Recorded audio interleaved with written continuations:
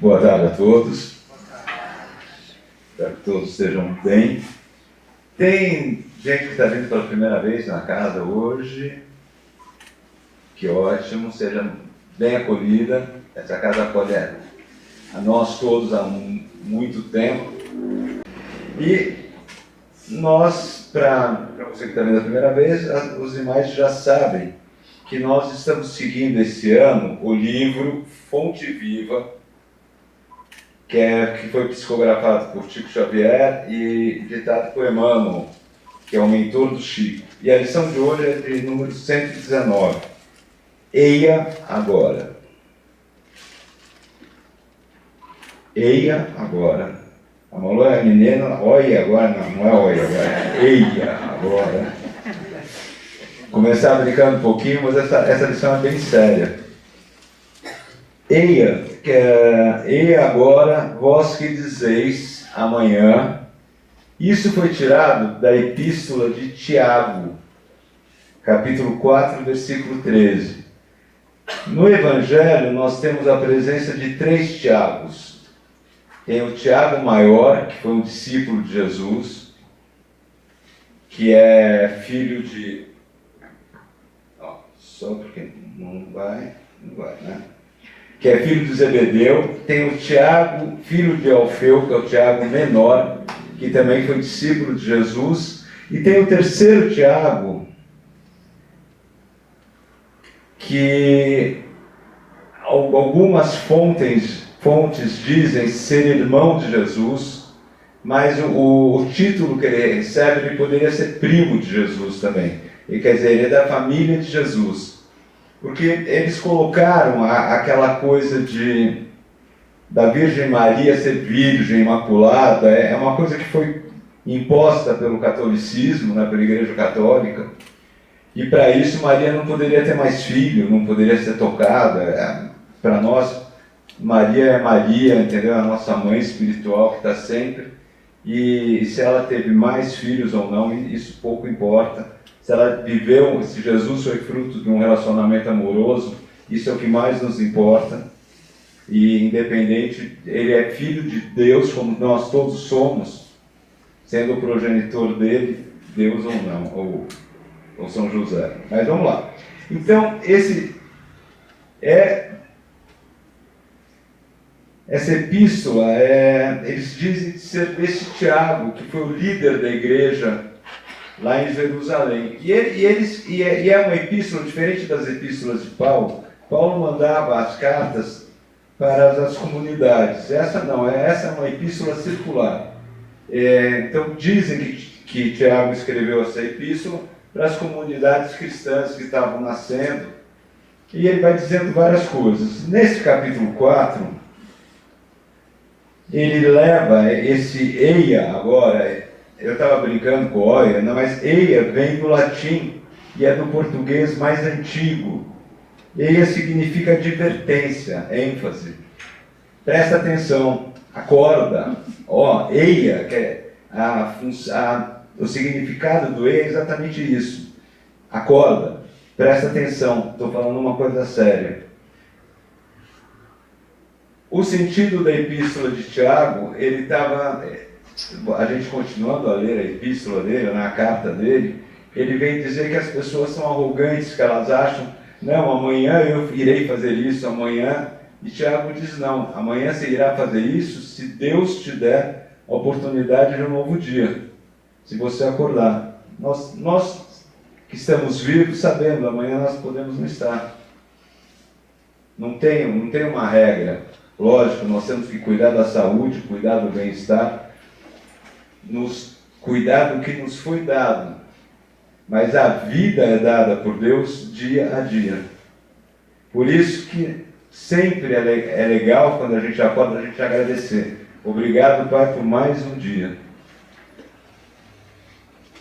E eu queria enfatizar isso, que no final a gente vai conversar, ter uma conversinha que é exatamente assim. Obrigado, Pai, por mais um dia. Emmanuel já entra na lição e nos leva para um outro caminho, que é o caminho de praticar o Evangelho. praticar os ensinamentos de Jesus. Jesus não veio mudar as regras. Jesus trouxe um mandamento, um único mandamento, que é o amor. Amai o próximo como a ti mesmo, amar a Deus acima de todas as coisas, amai, amar, amai, ter as atitudes amorosas. E é aí que Emmanuel entra. Se você não aproveita o teu dia para fazer para o teu amigo aquilo que ele precisa, talvez amanhã você não tenha o teu amigo, você não esteja aí para fazer aquilo. Se você tem uma dificuldade hoje, você não trabalha essa dificuldade, provavelmente amanhã essa dificuldade vai ser maior. Você tem uma doença, você não trata, essa doença vai se agravar. Ela vai ficar mais difícil. E você tem um problema, ele também vai se complicar. Então o que Emmanuel quer nos trazer nesse eia, nesse acorda, presta atenção. Faça hoje aquilo que é possível. E da melhor maneira possível. Seja útil. Pratique a caridade. A caridade o que é? A caridade é o Evangelho em ação. O Evangelho é amor. Então a caridade é você colocar o amor acima de qualquer coisa. Você tratar os outros como você gostaria de ser tratado. É você enxergar no outro aquilo que você gostaria que enxergassem em você. É tentar perdoar. Perdoar não é fácil. Mas quando a gente perdoa, a gente não está desculpando o outro. A gente só está tirando o outro da nossa vida. O perdão faz bem para a gente. Que quantas vezes a gente fica pensando numa coisa, alguém chega, faz alguma coisa. A gente erra. Eu já fiz muita coisa errada. E às vezes a pessoa vem e faz alguma coisa que nos deixa magoados. E a gente fica pensando aquilo. Então você vai dando para a pessoa uma importância que ela nem sabe. Às vezes ela fala uma coisa que sai. Eu já falei várias vezes, coisas sem intenção alguma. Mas você fica ali martelando aquilo. Você fica criando um dragão, uma coisa maior do que ela realmente é. Então nada é melhor do que a gente tentar deixar o outro ir e seguir o caminho dele.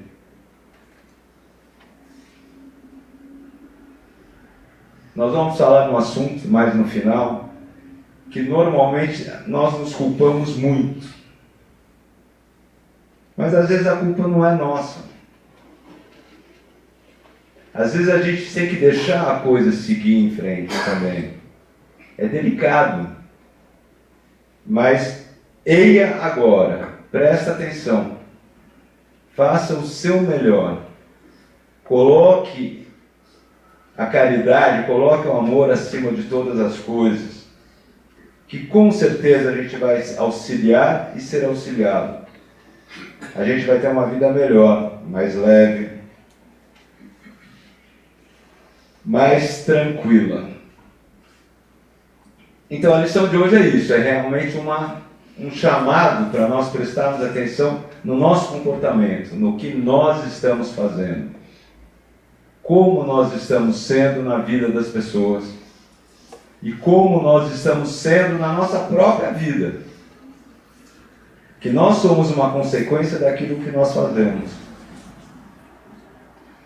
E não sei se vocês acompanham as redes sociais do CRE, os nossos grupos e tudo mais, nós temos os banners, né? E há alguns anos que nós aderimos, o CRE aderiu a um programa que é Setembro Amarelo.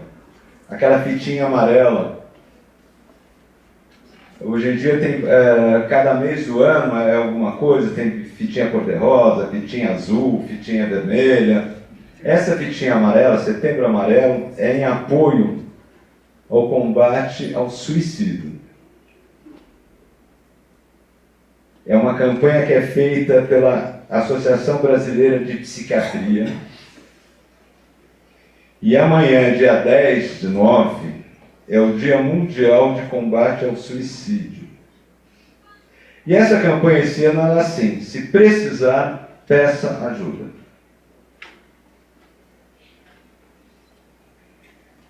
E por que eu estou falando isso? Porque o suicídio, infelizmente, ele atinge 49%,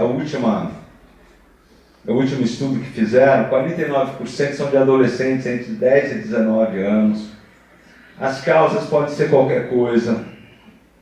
Até falta de coisa é causa. Os psiquiatras falam que tem pessoas que têm uma depressão química, falta de medicamento. Qualquer coisa pode abalar a estrutura emocional de uma pessoa. Infelizmente. Agora, o que nós podemos fazer é prestar atenção naqueles que estão à nossa volta. Se a gente perceber que alguém está tendo um comportamento estranho, esquisito, é não ter medo.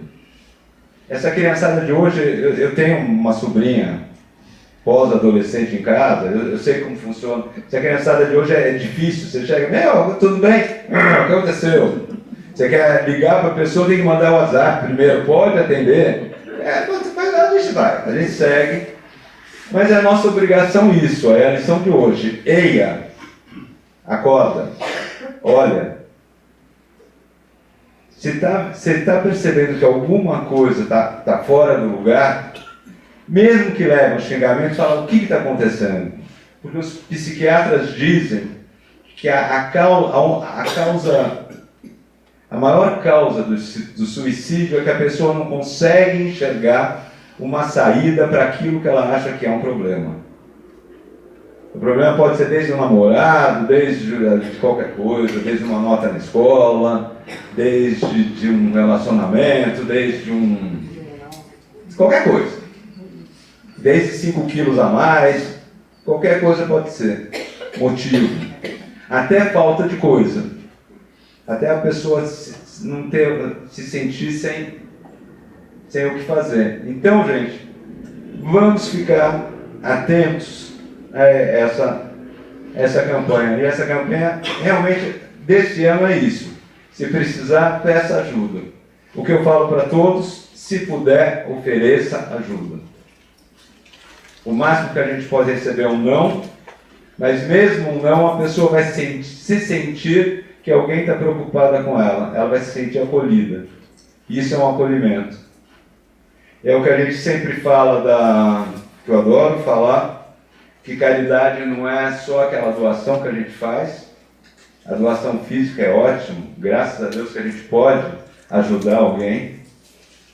Eu gosto sempre de falar que eu adoro ganhar presente, mas eu gosto mais ainda quando eu dou um presente e a pessoa fica feliz com aquilo, porque eu estou podendo dar, estou podendo ser provedor. Isso é muito legal.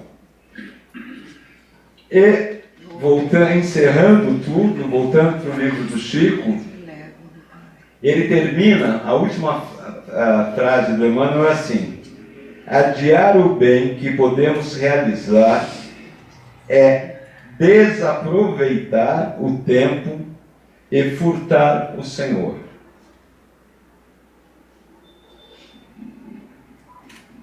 Isso é importante. Adiar o bem é você deixar de fazer da oportunidade que você tiver, da situação que aparece, que a vida nos traz. A vida a vida nos coloca na situação, ela nos leva para a cena do crime, como diria, a vida nos leva, ela nos mostra a ocasião. E a gente se furtar disso, a gente ficar meio preguiçoso, na verdade a gente está desaproveitando a oportunidade, daí eu volto lá naquilo que eu falei, naquele dia a mais que Deus nos deu, de fazermos alguma coisa boa. E só para terminar, eu sempre recebo pela internet, né, as coisas, e essa semana eu recebi uma que é muito bonita. O bem sempre volta ao remetente. tudo que a gente fizer de bom, a gente recebe em dobro, com certeza. Fique com Deus, uma ótima semana a todos. Vamos pensar um pouco nesse Setembro Amarelo, vamos nos ficar um pouquinho mais atentos, porque a hora que a gente menos espera, acaba batendo na nossa porta uma situação que não é tão agradável. Fique com Deus, ótima semana a todos.